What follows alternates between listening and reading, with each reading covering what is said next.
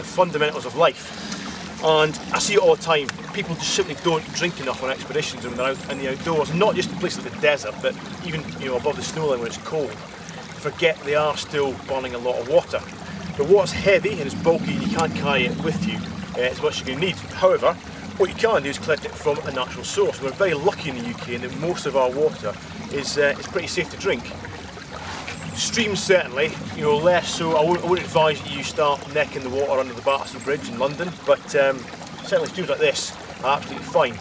There's a few top tips to make it a little bit safer though. One, like here, is collect your water from a source that's running, that's flowing, rather than a big stagnant pool.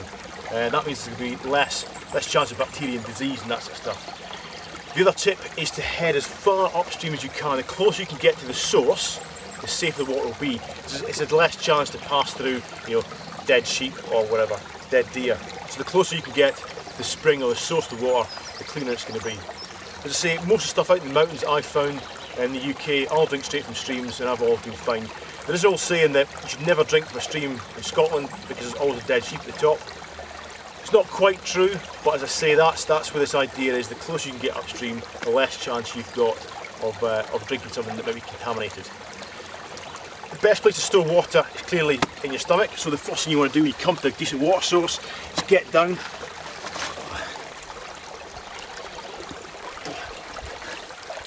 and have a drink, fill yourself up before you start filling your water carrier, whether it be a bag or a bottle or whatever.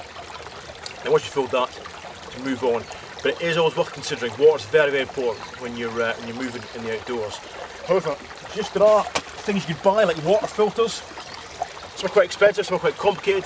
This I found a very useful one. It's simply a water filter built into a sports bottle. So you can just fill your bottle, pop the top back on,